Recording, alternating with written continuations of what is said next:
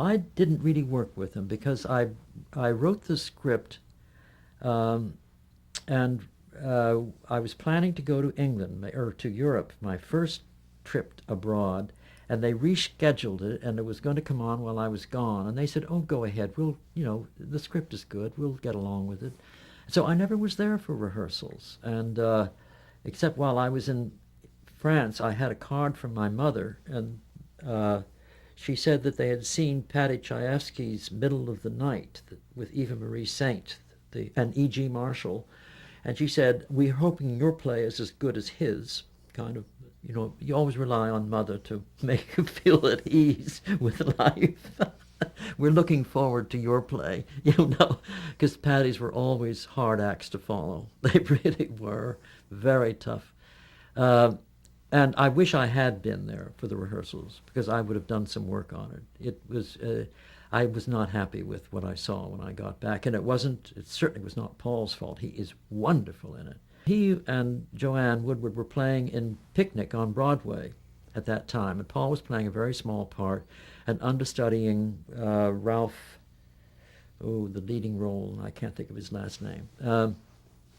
And Joanne was understudying Kim, as a matter of fact. And that's where Joanne and Paul met. And they fell, of course, madly in love, as we all know. And Joanne, I've heard her tell this story herself, so I'm not making up a word of it. She was just insanely in love with Paul, but she only had one thing that bothered her. She was afraid he couldn't act, because she had no chance to see in Picnic whether he could or not, because he was an understudy and he played a little part that anybody could have done. And the actors on Broadway loved Philco Goodyear because it was on Sunday night when they were dark.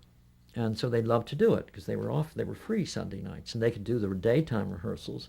They would have to trouble on Saturday matinees, but we could always accommodate them somehow or other for that. And so Paul did the show Guilty as the Stranger, and on a Sunday night, and Joanne sat down to look at it wherever she was living.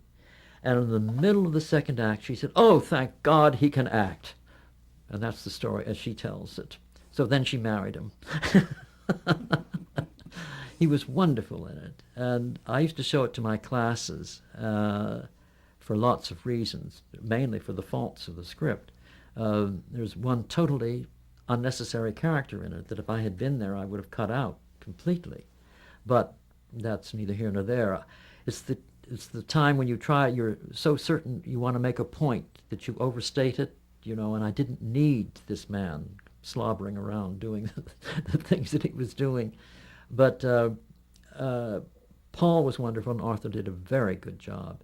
He was marvelous, though, and my kids used to say he was imitating Brando, which he wasn't at all. That they saw any of that kind of slack-jawed speech that any actor did. They always say, "Oh, imitating Brando," And Paul could be a street urchin as much as Brando could, in his own way, and he was really wonderful.